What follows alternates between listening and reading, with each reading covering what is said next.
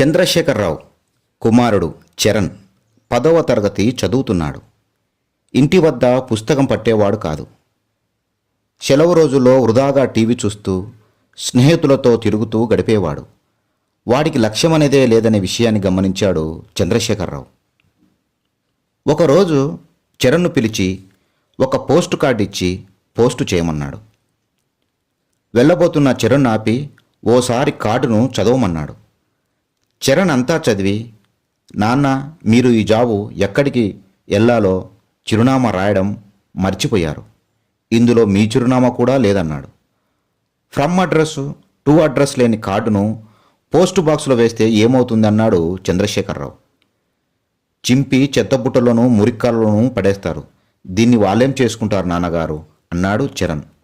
అంటే ఎక్కడ ప్రారంభమైందో ఎక్కడికి చేరుకోవాలో తెలియని పోస్ట్ కార్డుకు ఎలాంటి గతి పడుతుందో, జీవితాన్ని కూడా ఓ లక్ష్యం లేకుండా ప్రయాణిస్తే అదే గతి పడుతుంది. మనిషి జీవితానికి ఏదైనా సాధించాలనే లక్ష్యం ఉండాలి, ఓ ప్రణాళిక ఉండాలి. లక్ష్యం ఉన్న వ్యక్తి పట్టుదలతో ముందుకు పోతాడు, గమ్యం చేరుతాడు అని వివరించాడు చంద్రశేఖరరావు. లక్ష్యం ప్రాధాన్యత గురించి తండ్రి వివరించిన తీరు చరణ్ మనసులో నాటుకుంది.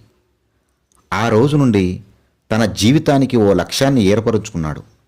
అనుకున్న లక్ష్యాన్ని సాధించుట కోసం నిరంతరం పట్టుదలతో, ప్రణాళికతో ప్రయత్నం ప్రారంభించాడు.